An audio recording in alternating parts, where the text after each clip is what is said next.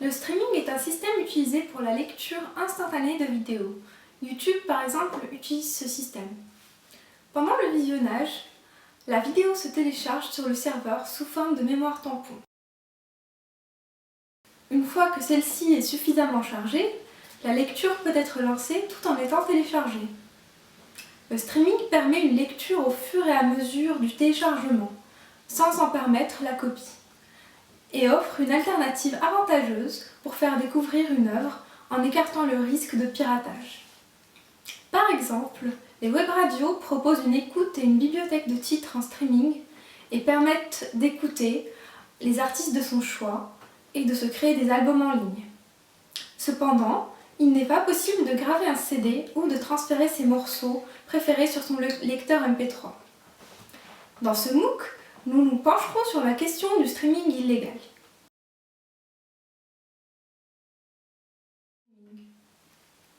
Le streaming est utilisé depuis longtemps sur le web, et vous l'ignorez peut-être, mais il est omniprésent. La présence du streaming sur le web n'est pas nouvelle.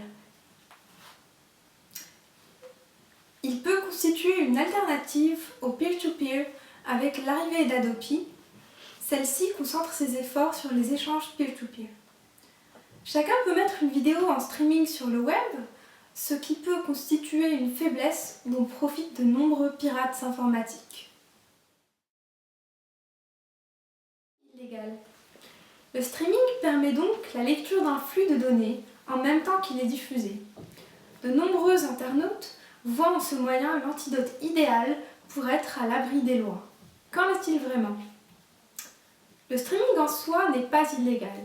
Néanmoins, une utilisation inappropriée peut l'être, comme par exemple viol des droits d'auteur, vidéos à caractère pédopornographique, vidéos appelant à la haine raciale, incitation à la violence, ainsi que tout autre contenu qui violerait les lois en vigueur. L'internaute se connecte librement à un site et peut d'un simple clic lancer la lecture de la vidéo de son choix, hypothétiquement protégée par un droit d'auteur. On s'interroge dès lors sur la question de l'encadrement juridique du streaming. Il est certes illégal, mais reste impuni. La Haute Autorité pour la diffusion des œuvres et la protection des droits sur Internet s'est penchée sur la question. Deux idées s'opposent. La première considérant le streaming comme une contrefaçon ou recel, renvoyant à l'article L331-7. La seconde évoque un droit de représentation, invoquant l'article L122-2.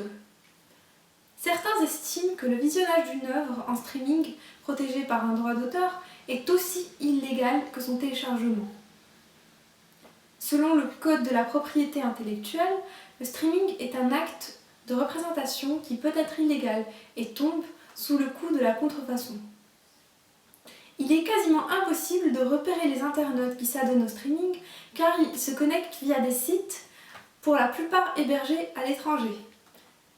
L'Adopi ne s'occupe pas de la question du streaming et d'après le texte de la loi, la Haute Autorité n'est chargée que de surveiller le téléchargement illégal via les réseaux peer-to-peer. De ce fait, les cybernautes qui consultent des films et des séries en streaming ne peuvent recevoir de recommandations de l'Adopi. Toutefois, les labs s'interrogent. La régulation du streaming devrait-elle incomber à l'Adopi? Si oui, sous quelle forme? L'Adopi conclut dans sa foire aux questions. Aucun mode de diffusion n'est en soi légal ou illégal. La technologie est neutre, c'est l'utilisation que certaines personnes font de ces technologies qui peut l'être.